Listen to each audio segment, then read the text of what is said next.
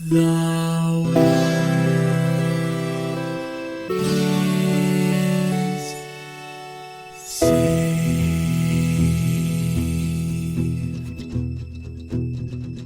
The living room's dark, save for light being cast from the big TV screen and the imminent sunrise that's teasing the one starry sky with whispers of morning. Hey, George. Hey, Lions, how's it going? It's the feelings episode. Feelings? I have feelings, strong feelings, or not strong feelings, but I have them. They're in me, according to my psychologist. And this little card I carry in my pocket that insists I'm normal. We got to get together over the holiday like we often do, which is always fun time. And just because of the way the scheduling worked out, I distinctly remember having an opportunity to record this episode, so we could have released it earlier in January like we normally do. But we also had an opportunity to go do something else that we wanted to just go have hangout time. I was like, it can wait. It can wait. Yeah. People will wait. And if they won't, okay. We had that one afternoon and I was like, no, we should just go hang out. We will record later. Yeah, we are the 1 hour hot dog vendor of podcasts. People will wait for something good. Hey, do you ketchup on a hot dog? You put ketchup on a hot dog? Oh, I put ketchup, mustard, and mayonnaise. So, vomit. The triple. Yeah. Do you use an insane squeeze that has 3 nozzles so you can do a little stripe? No, I don't. But it's actually a little bit worse. So oh no. Yeah. So no, with the hot dog, I just put a little bit of the mayonnaise on the side, right, and then I do the drizzle of mustard and the drizzle of ketchup, right. Yeah. I actually like that taste so much, but I don't always like eating hot dog buns. And sometimes what I will do is put a little bit of mayonnaise, a little bit of ketchup, and a little bit of mustard into a small ramekin, stir it all together, and use it as a dipping sauce. Yeah. So here's why that story is perfectly fine. You're just hey, I don't want the carbs, I just don't. I want the protein because it'll stick to my ribs, but I don't have enough of an appetite to eat the bread right now, or whatever it might be. We're out of hot dog buns, right? It could be anything. Yeah. If the punchline of that story had been, sometimes I mix them all together in a ramekin and eat them with a spoon, dude, I don't know what I would have said. Yeah, dude, I knew a guy in high school, man, who just literally, I was over at his house one time. He just pulled out a thing of mayonnaise, opened it, and just got out a spoon and started eating it. And I was like, what are you doing? And he's like, it tastes good. I'm like, no, but also two, this can't be good for you, Yeah, I mean, you're eating, what is it, eggs and olive oil? Yeah, I mean, it's just saturated fat, right? I think what I said to him was I was just kind of because he was like, look, man, I'm just going to do this. Or he said something in defensive, and I just said, look, as long as when you die, I get to cook your cheese-filled heart and eat it, it's fine. To gain your cancer-causing courage. So I think it's important as an adult, because we're about to go into the feelings episode, right? The Yep. one episode a year where none of the facts about a game's quality matters. We get to just say what we think about these games. Where the rules are made up and the points don't matter. Exactly. Right. We get one every year. But I think it is, and I am being serious when I say this, I think it's valuable introspective opportunity for me and possibly for you to hear that story and think, well, I will occasionally want a small snack and I will stick a spoon into a jar of peanut butter. And then you have peanut butter lollipop, right? And you lick the peanut butter off the spoon and you get a little snack. And are those things appreciably different? No. But are they do they feel different? Yeah. They feel emotionally really different, right? If someone, because peanut butter is kind of like a main and also sort of a condiment, right? But if someone said oh yeah, I just eat a spoonful of peanut butter, I wouldn't think twice about it. But if someone says I eat a spoonful of relish, mustard, mayonnaise in this case, right? I would just be like, no, you're a freak. And it's why? Those things aren't that different. No, they're not, but I'm still judging you. Look at me go. I'll occasionally have a spoonful of peanut butter. Oh God, do you do it with relish? Nah, I'm kind of ashamed of it. So, no, actually, because obviously this is a podcast about video games, so I'm actually going to double down on this. this subject matter. I think I can justify forcing my opinions on other people. And here we go. Right. This opinion or your opinions in general? Oh, I have a talent for my opinions in general. I'm going to try to force this opinion on other people. Okay. So, okay. yes. Okay. Here's the thing, right? Is that, so what the argument is you can scoop a thing of peanut butter, right, and eat that, and that's fine. So therefore, you can scoop another condiment and eat it, and, theoretically it's fine, right? But if you were to take a scoop of motor oil and eat it, we could all agree that that's a bad idea, right? That's gross or wrong or should not be done, right? So what is actually the difference between those two things? I would say that it is the degree of toxicity, because toxicity is all about dose, right? So the question then is, how much peanut butter could you reasonably eat before it becomes toxic? How much mayonnaise could you reasonably eat before it becomes toxic? How much motor oil could you eat before it becomes toxic?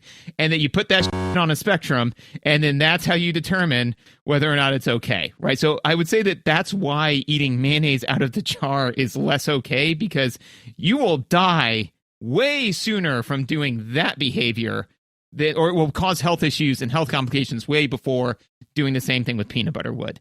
So that's my throw at it. And so to be clear, this is you would use toxicity as a heuristic for the acceptability of eating it by itself for condiments. Right. Well, basically the amount of it that you should be eating.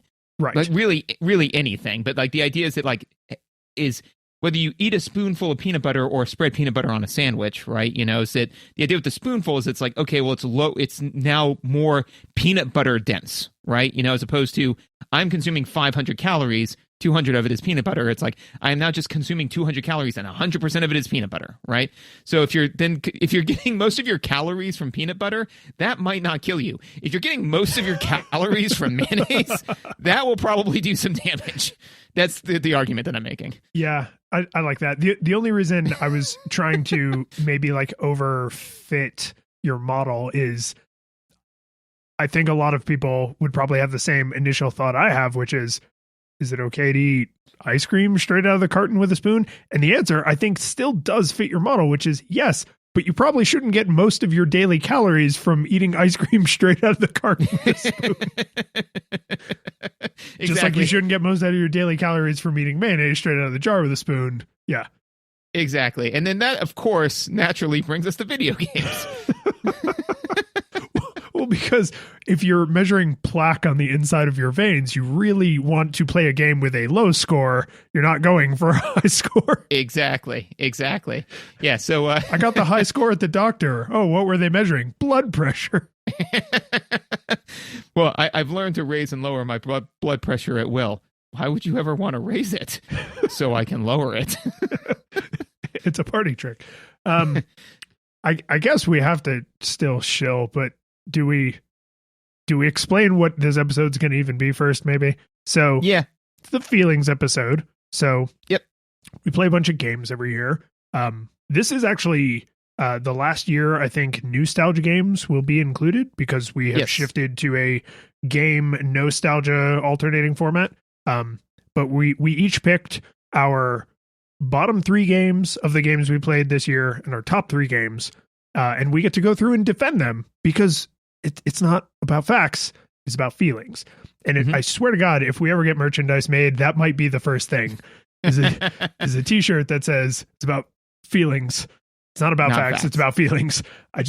Something about that just really stuck with me. And if we want to continue if I remember correctly, the new tradition that we started, if not, I think it was last year, which is that with zero prep time whatsoever, I do the shilling for the feelings episode. That's right. Oh, man. Which I remembered 2 seconds ago, which then is still in theme because I have not prepared. Yeah, totally on brand. You have a solid memory for I think I would loosely call them how traditions get started, right?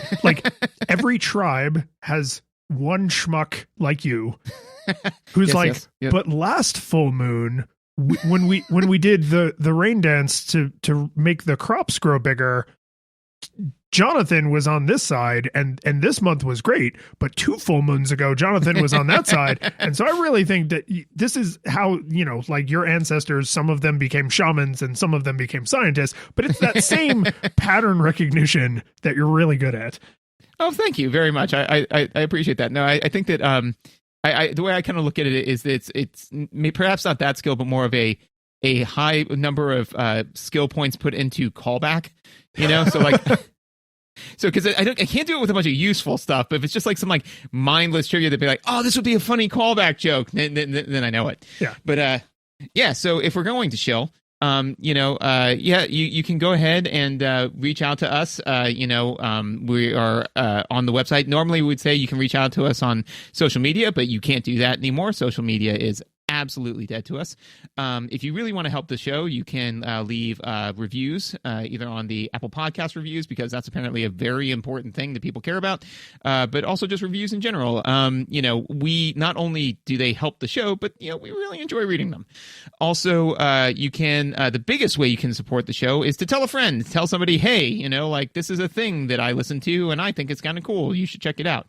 But if you really want to go crazy, you can give us money, and no matter what level of money you give us, you will get something. But if you give us lots of money, you'll get your name shouted out in the show, like our 8-Bit Classics. Are you going to do names? I think we're only doing names on games now, because that makes those special. Exactly. Yeah. So no names on this one. Our 8-Bit Classics: Jacob, Yarno, Jason, John, and Kevin, and our 16-bit hero, Michael. And for $1,000, Lions and I will get together and do a 30-minute reenactment of a movie of your choice, record it, and ship it. Ooh, movie of their choice. Yeah, let me rephrase that. It has to be like a movie that was released in theaters, weirdos. And, yeah. Theaters that allow children in. Yeah, and let's say it grossed more than $10 million, something like that, Okay, that still probably leaves a really broad threat area, but it's slightly narrower than it was a second ago. Yep, exactly. And it's narrower in critical ways. Yes. Yeah, in ways that suddenly we didn't just get paid $1,000 to ruin our careers. Right, and lives, maybe. Yeah, probably.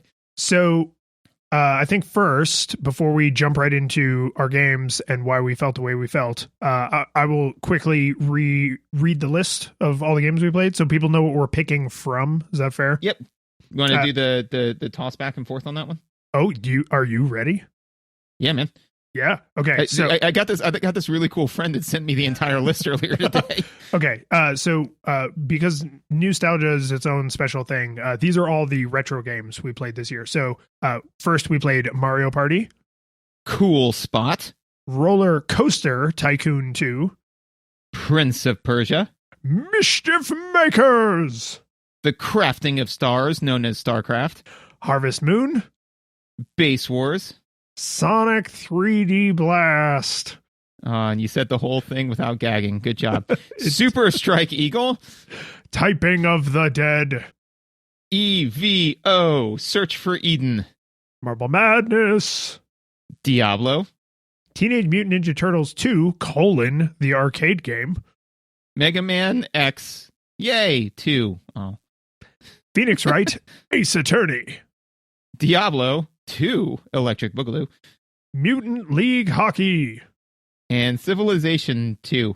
I think we've got 4 different 2s on here. I think if you look back over the years, there's a lot of 2s. There's a lot of sequels. Yeah. I mean, that makes sense, because if it's like, oh, the original was successful, now let's do a sequel. And then that's normally like it then becomes a franchise or it then dies. Yeah. I mean, literally the second game we played was Sonic 2. Yep. Yeah. So basically the second video game is the cocoon, right? So you have, the caterpillar and then the cocoon, and it either dies on the vine or emerges a butterfly. I like that. It's kind of dark, but yeah. No, you totally nailed it though. Excellent. So you want to start us off? What was your least worst? Yes. So I feel like we have to re-explain this every year, but it's good because it's a little confusing.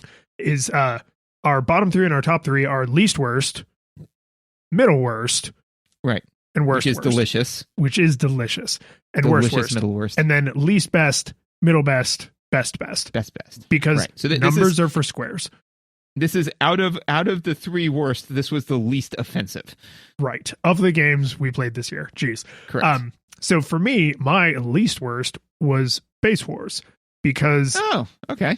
I remember that game way more fondly than I re-experienced it on the play. So the nostalgia goggles were pretty thick. But what I was mostly disappointed, and I tried not to let this influence my review too much, is I know I talked about it, but the amount they didn't do. It's just a baseball game wearing tinfoil. Like it's the robots do basically nothing that is robot-y, right? Like the ones that can float are the exact same as the ones that are on two legs, are the exact same as the ones that are on a wheel. The one that has a cannon for an arm is the pitcher, but it doesn't, when he's in the outfield or when he's at bat, it doesn't make him behave any differently. It's just, it is a baseball game that is themed with robots, and there's the fighting, I guess, but whatever. But like they could have done so much more, but because of the time in history it was, and because it's a lot easier to just make a baseball game than to invent a whole new thing or to modify an existing thing, I just feel like they were banking on the theming being enough. Oh yeah. And frankly, it's not. Yeah, no, and that's interesting because I can see, because when you said Base Wars, I was like, oh yeah, I kind of nothing that game, you know, but I wasn't nostalgic for it, so I don't have that level of betrayal, you know, where you know, like where it's like, oh, I love that game as a kid, and it's just, you know, and I do feel that game definitely is because that would come out in late '80s, early '90s, somewhere in there. You know? That's probably like '89, yeah. Yeah, so, you know, around the same time as like movies like Demolition Man and, you know, Judge Dredd and that kind of stuff. So it very much so, I think that they were like, hey, let's cash in on this post-apocalyptic, whatever, future, post-dystopian future. So I do remember the instruction manual being very funny, but that was about it. My least worst, which is interesting because it's not the same game, but it mirrors your sentiment, which is Super Strike Eagle. Yeah, it is. Yeah. So also one that I was more nostalgic for, right? The thing is that I remembered it being worse than it was. So I had reverse nostalgia goggles because I remember it being like impossibly difficult. And now when I went back and played it, it was playable. It was unplayable before, you know? So I was like, oh, this is not as bad as I remember, but it's still pretty bad, you know? Like, it's playable, it's not broken, but and I think though that the thing that one of the reasons why it nudged into the least worst is it's still, as far as playing the game, it's boring. It is boring as hell. But also too, I just don't think that it's aged particularly well as far as like super Americans going out with one thing and go and kill a bunch of people, and it's like, yeah, that's not a great look, you know? Like this game would never get made today, you know? Or I wouldn't get made by like a mainstream, you know. Yeah, that's fair. It would not be like a AAA, like, oh wow, this company we all know and respect released this game about white people shooting brown people from the sky. Exactly. Yeah. So I was just kind of like, that'll nudge it into the top 3 for me. But yeah. So my middle worst is Super Strike Eagle. There you go. And it's the reason I felt this way because I didn't have again, like you said, I didn't have the nostalgia experience you had.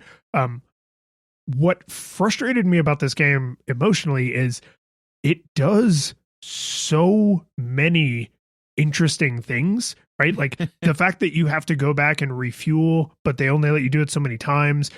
You can essentially like steal supplies from some of your targets. There's a bunch of optional targets. There's the incredibly smooth transition between like the different cameras and altitudes. Like this is a bombing run. This is like a dogfight. This is the kind of overworld, like tokenized map.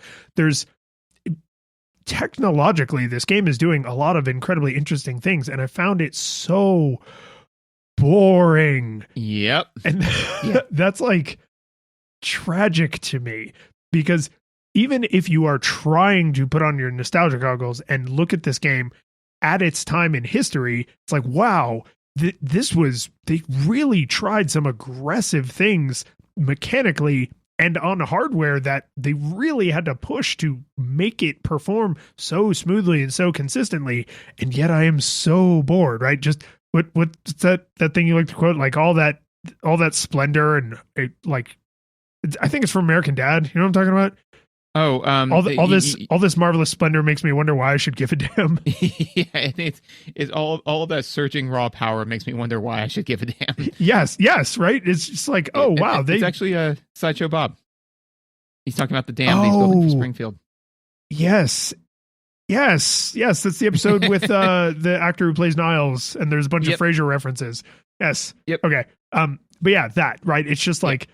This is a technological marvel and a game design, like total win. And I'm just so very bored and kind of frustrated. Cannot find a part of me that could possibly care about it. Yeah, no, I think that it's kind of like you walk to the table and there's all of this like beautiful culinary like experiments, with an amazing hamburger, with bacon dripping with cheese, but also a beautiful torte and all sorts of stuff. But as you eat into it all, it's all just desaturated protein, where it's all like it's so all tasty wheat from the Matrix. Yeah, so you're like, this is tasty wheat. This is tasty. This all tastes the same, and it's like, yeah, but it doesn't look cool. It's like this is worse. My middle worst was Mario Party. Yeah, that one was a contender. Not gonna lie. Yeah, no, and it's just because, and the thing is, I've spoken to several people after the episode, and I'm like, oh yeah, we played Mario Party, and they're like, love Mario Party. Mario Party's amazing, and I'm like, I think you might be viewing it through nostalgia goggles. Are you sure though? Yeah, and I was like, well, when was the last time you played it? And they're like, oh man, I played it forever when I was a kid. I'm like, Have you played it recently?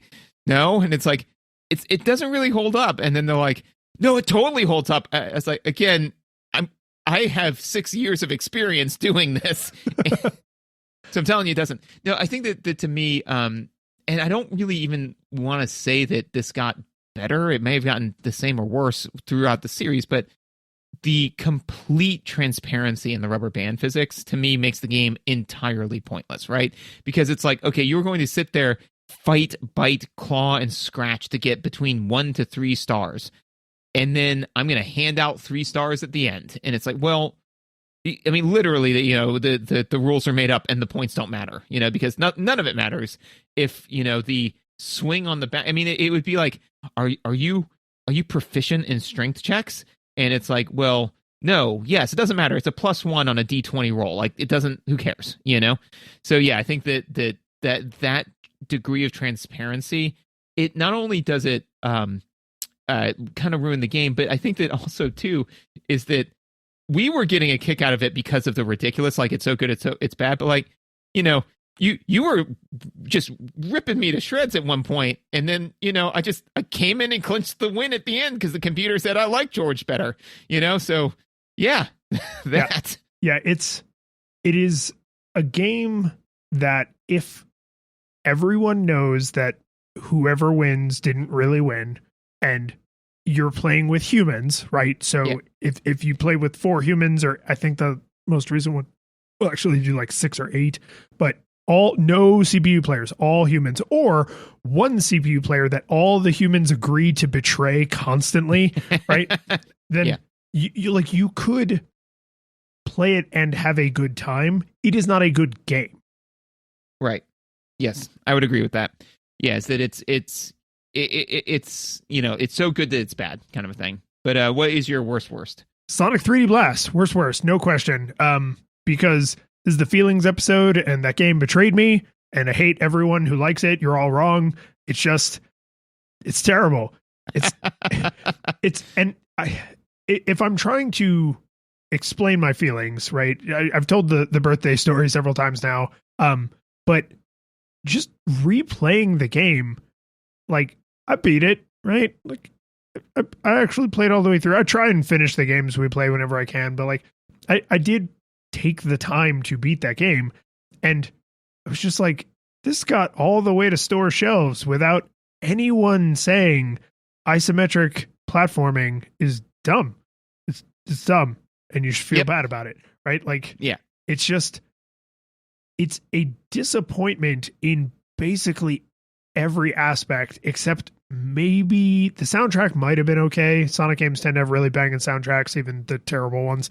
But I mean, the graphics are kind of weird because they're trying to make the Sega Genesis do 3D, which it is not capable of doing. The gameplay is garbage, and it doesn't Yes. do any of the things that to me make Sonic fun. I know there is a loyal fan base that likes 3D Sonics, and as we record this, the latest 3D Sonic Frontiers actually came out in the last, I think it was like 2 months ago. It was pretty recent. It was like around holiday time. Did you play that? No, because I don't like 3D Sonic, but like I've gotten to the point where I'm no longer begrudging people who do like 3D Sonic, because 3D Sonic and 2D Sonic are just, they're different things, right? To me, the best Sonic game is Sonic 3 locked onto Sonic and Knuckles, or if you want to play a modern one, you play Sonic Mania, right? When someone's like, oh, I like Sonic 3, but I really like whatever 3D Sonic, I'm like, you're comparing apples and oranges. This is stupid to compare these things, right? Super Mario World was not supplanted by Super Mario Odyssey. They are two completely different things, even though they're both excellent, right? So the fact that this game is not a good 3D Sonic and it's not a good 2D Sonic, it's just garbage. It's garbage from top to bottom, except again, maybe the soundtrack. The soundtrack's probably fine because they tend to knock that out of the park. But the personal betrayal of this game was what always was going to put it into this spot. So even if I couldn't justify my opinions, which I super can, worst. Yeah, for me, worst, Sonic 3D Blast. Yeah. So, yay, we did it.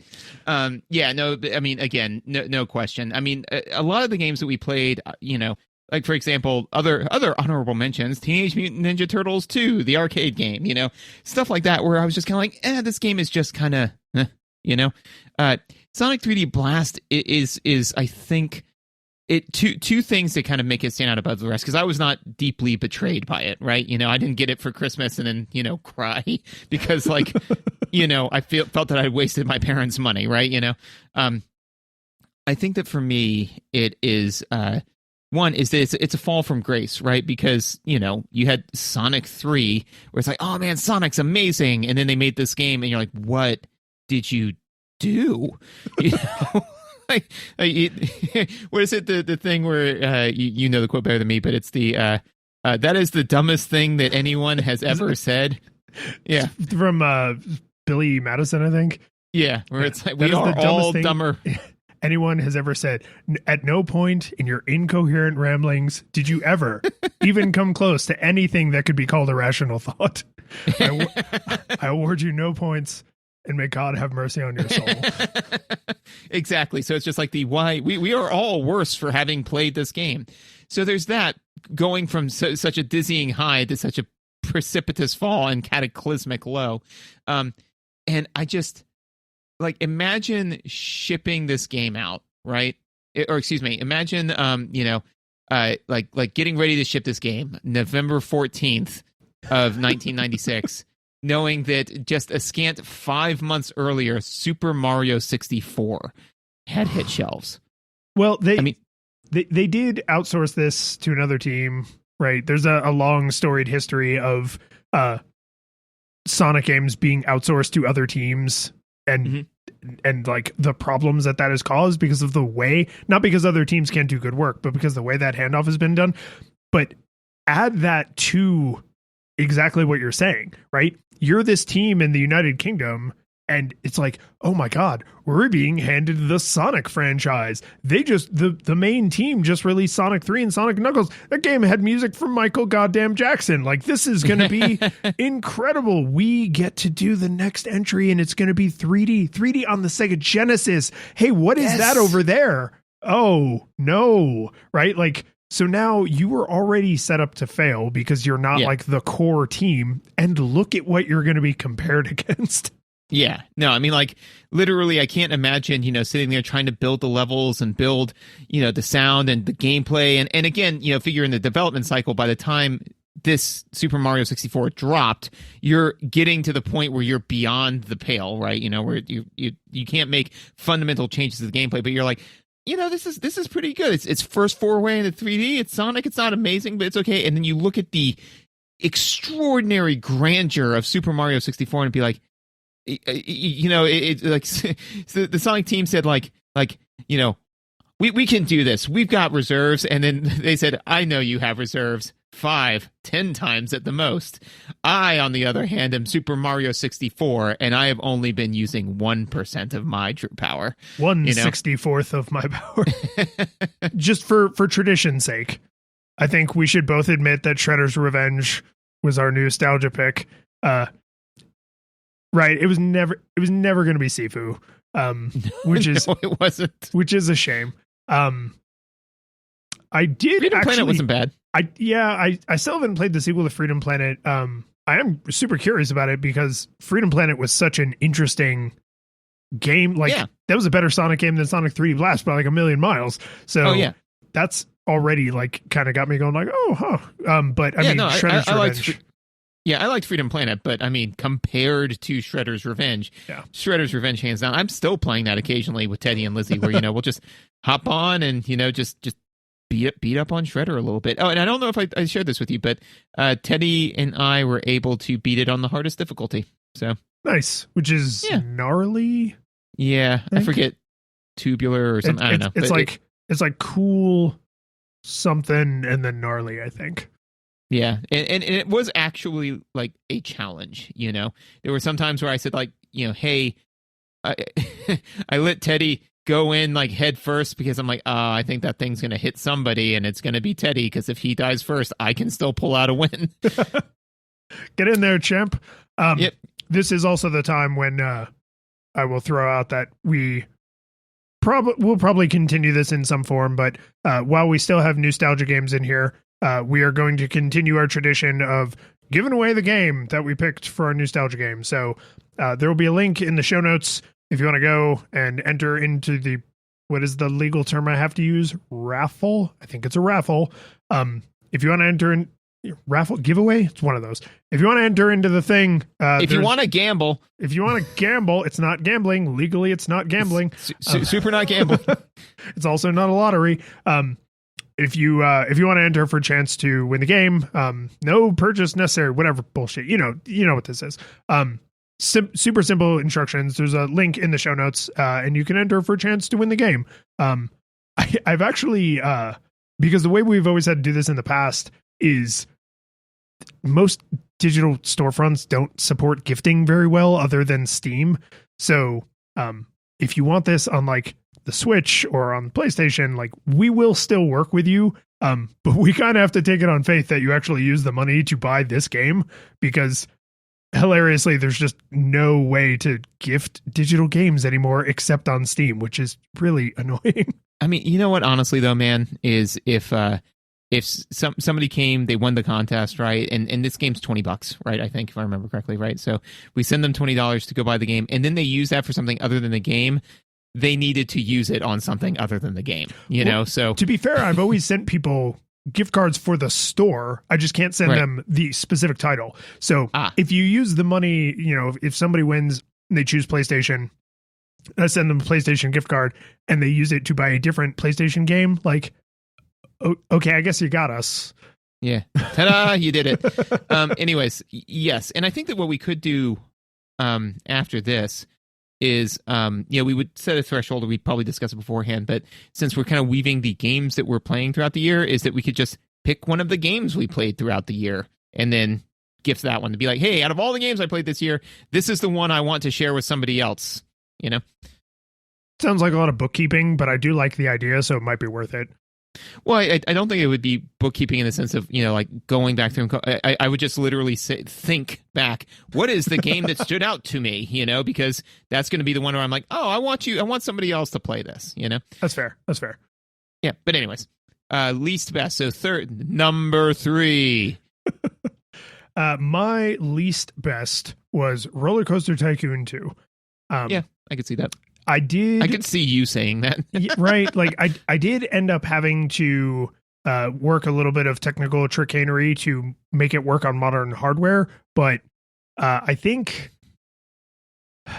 for the whole review, I didn't use any modern quality of life changes. And then I played a little bit more with a few very minor quality of life changes that just like little things about the game where it's like, don't make me click 10 times if I can just click once and it'll do it, right? So very, very tiny tweaks.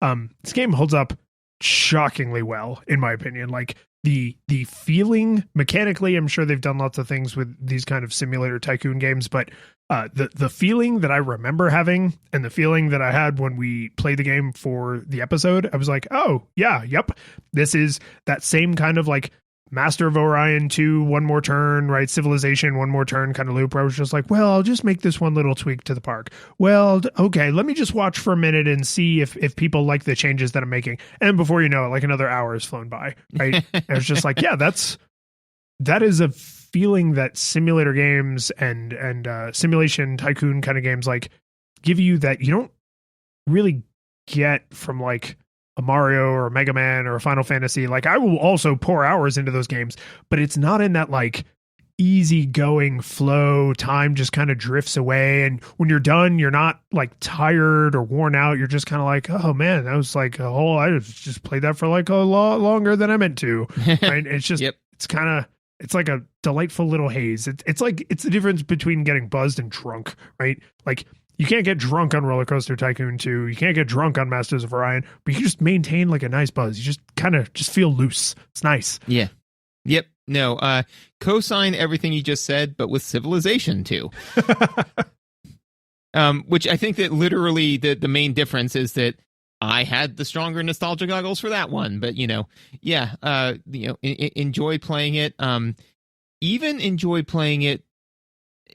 I would not go back and play it anymore because I'm playing Civilization 6, which is like Civilization 2, but with all those quality of life improvements and just kind of better in every way. But that being said, Civilization 2 is still a blast to play, and I think that the thing that I really liked about Civilization 2 is honestly just how available they made the cheat codes, right? Which then again, like the thing that is always difficult about Civilization and like Roller Coaster Tycoon, which does the same thing where you just type in a thing and get infinite money or whatever, right? Is that it's very easy in these types of games to make a few decisions early on that make the whole game go sideways, but now you've lost all of those hours that you just kind of zoned out and spent. So if you go like, ooh, I made a mistake like 3 hours ago. You know what? I'm just going to turn on cheats. Undo. I am now going to make this right by my estimation of what I consider to be fair, computer. And then you do it, and you're like, okay, now I'm going to turn cheats back off. And then you're like, oh wait, I need to cheat a little bit harder, so that way I'm winning again. Whatever, right? But it decidedly says this is the way to play the game. This is not the way to play the game. These are cheats. But I mean, cheat if you want to. Like literally, it's not even a code. You just toggle the button. So yeah. Enjoyed it as much as I did the first time. Civilization 2 was number 3. Number 2. The middle best. I struggled with this one a little bit more than I usually do because I feel like the bottom 3 has gotten harder because as I have grown as a player, right? Like as my literacy has continued to go up, a lot of the games we played, I'm like, well, I didn't really enjoy this game that much, but it's not terrible. Like it tried to do something interesting, or I'm just not the target market for this. So on the feelings episode, it feels bad to just be like, oh, that game sucks and you're dumb if you like it, because that's I know inside that's not really true. With the top 3, I had a similar problem where I was like, oh, this game does something that I was like kind of really into, but is it like a really good game? I was like, no. Feelings episode, Harvest Moon, middle best, because I just love that goddamn game, man. To the point, the reason I knew this one had to get this spot, specifically this spot, is because when I was typing up the list of games, right? Because I was like, oh, I'm going to just type out the whole list because I need it in the show notes. I can send it to George so then he has the whole list. He doesn't have to like scroll through the website or anything. I realized I was humming to myself, and I was humming the main theme because spring and summer have the same melody. So I was sitting there like typing it out, and I was like, oh yeah, I got to put this one on my list. Like because it's in me, man. It's a part of who I am, right? It's just a deep part of my life is apparently Harvest Moon, the original for Super Nintendo, and Stardew Valley. Like they are just in me the way like somebody might say about like, oh, like Super Mario, man. Like when I think of video games, I think of Super Mario Brothers, or I think of Mega Man, or I think of Street Fighter, or I think of, some classic game that they might have played growing up in the 80s and 90s. And I don't know why. I hate Animal Crossing. I think it's dumb. There are lots of farming sims that I've tried that I think are stupid, but something about Harvest Moon to me is just straight up magical. I love it. And it very well may be your nostalgia goggles, right? It's like, what do you need in order for Lions to like a farming simulator? Well, go back in time 20 years. I've been playing a lot. Yeah, and then fast forward, and there you go. Weird way to use a time machine, but hey, live your best life. For me, it was and also for me, Harvest Moon. I just did not care about that game. I don't care about any farming simulator though. So, and this is a feelings episode, right? So I mean that makes sense, right? Because it's like I think that it very well may be the game's magical, and I'm like, no, I'm going to Disney for the first time at 37. Like it's not magical; it's a theme park, Yeah. So for me, I didn't dislike it, but I was like, it's a farming sim. I don't really like farming sims. For me, my middle best feelings episode was Diablo 2. Yeah, I really expected one of the Diablos to make it onto at least one of our lists. It would have straight up shocked me if neither of us mentioned Diablo short of reading the list of games. Yes. No, I think for me, Diablo 2, again, one of the things that I struggled with was the way I was playing the game was suboptimal in the sense I was playing it in half-hour shots, and the game's not meant to be played that way. But, I really loved it when I was a kid. I enjoyed it, playing it now as an adult. I don't know why I find it crazy satisfying to just walk into a group of baddies and have them just throw themselves upon the wall of thorns that I am and explode in a riot of negative energy. And, that's just it's fun, There were a number of the grinding mechanics that I have, as I've gotten older, had less tolerance for.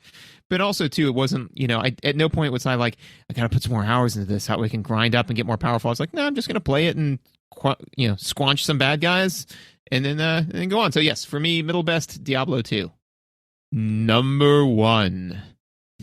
Best was a little bit of a surprise to me, just because I think it was a newcomer. It was not something I had actually had previous Nostalgia Goggles for, because it was a listener request before we moved to all listener requests. Phoenix Wright, Ace Attorney. No, yeah. I mean, you did pour time into that, man. It has such it walks an ideal balance in my mind of visual novel to you, the player, actually have to do things, because for an appreciable portion of the game, you are pressing A to advance text, right? You are reading a book with pictures. And I'm okay with that because I like turn-based JRPGs. So like that is not a thing I find off-putting, but I do like my games to have some game in them. And the reason I haven't actually gone to play some of the later entries in the series is because they apparently started to add more and more gamey mechanics. So now there's like, oh, you have to get a confession out of someone, and you have to do it by like playing this little mini game, or you have to, find these clues by playing this little mini game or whatever. Did they add too much video game to your video game? Yes. Like, because it's, I don't think it's disingenuous to say it's not a video game. It's a visual novel. It's a visual novel. Right. And I didn't think I really particularly cared for visual novels before this, but I just, the writing, the art direction, the music, everything about this universe just fired on all cylinders as far as I'm concerned. And I think I said when we played the episode, or when we recorded the episode, that by the time we recorded the episode, I was actually all the way through the second game in the original trilogy and was moving on to the third. So like I enjoyed this game so much that I just treated the trilogy as one single like 35-hour experience. So I kind of don't want to go play the later ones because I don't think they will be as good based on the way people have described the added mechanics and what it is I feel like I get out of these games. I love the characters. I'm sure the writing is still good. But I don't know, man. Like, I think it might be for me personally, like it might just be this little beautiful trilogy of games, and then there's a bunch of stuff that the author's son wrote after he died, and it's not the same as the original Foundation trilogy. Stop pretending that it is. Like, I'm sorry, Christopher Tolkien. I'm sure you're a nice guy, but you're not your father, so stop writing books. Like, it's just. Yeah, so at least stop writing Lord of the Rings like you're just leave it alone. JR. Yeah, no, I agreed. Yeah, I mean, I enjoyed the Phoenix Wright game. But yeah, no, it doesn't surprise me that it came out as your best because yeah, like I remember as we were talking about it, you said I was just digging a little hole in my backyard, and then you're Bart Simpson in that episode where it's like, what are you doing? Digging a hole? Why? Did it have a hole? For what? More digging, It's, yes, it's like playing a video game. Why? Play a video game to do what? More video game? It's like, I mean, okay, but the episode's over. You know that, right? Mm-hmm. For me, my best, StarCraft. Yeah, and StarCraft was one of the games that I looked at and said, this does a lot of interesting things, and it does a lot of them very well. And I don't like real-time strategy games all that much, I think. Yep. So, again, feelings. And again, this is also in part because, I played it. Not only did I play a lot as a kid, not a tremendous amount, but it was nice to go back and play it and realize that I am not as bad at it as I remembered because I'm an adult now, and I'm not playing against a bunch of teenagers who have exclusively played it, and I'm green as hell, right? Because that was most of my experience was, I'd be playing, and then all of a sudden I would just get my, butt whomped, and I'd be like, what the hell happened? And it's like, oh, well, I'm not great at, I don't have a lot of hours logged into video games in general, compared to now. And like I'm not spending hours in the computer lab just running this simulation over and over and over again. But yeah, no, I really enjoyed going back and playing the going through the story, remembering what all the different units did. And again, and apparently this is something I really enjoy. I liked having easy access to cheats because the minute that the game stopped being fun for me, I could make the game fun for me again, right? There was at no point where I hit like this weird frustration wall of like, oh man, I've just spent 30 minutes building up this thing, but I forgot to build anti-air defense, and now they came in and just ate my lunch. It's like, oh, I forgot to build anti-air defense. You know what? Everybody's invincible. Hang on, let me fix this problem. Wait, hang on. Hang on, time out. Okay. Dude, time out. Okay, got all my military. Okay, time in. Oh, dude, this is a quick aside, but in Doom, if you type in, I think the letters IDDQD, IDKFA, and IDClip. Yes. Yeah, and it's IDDQD is God mode. It's God mode. Yes. IDKFA is all of the weapons and ammo. Yep. Yes. So apparently PC was your console for cheating. So I can't remember which game it is, but there's a game that's like a Doom clone. It's the same kind of mechanics, like a lot of games at that time are Doom clones. Chex Master? Yes, it is that one.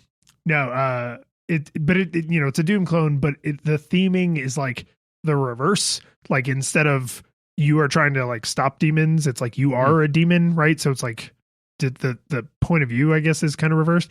And apparently one of the Easter eggs in that game is if you turn on God mode, you die because you're a demon. That's amazing. No, I like that.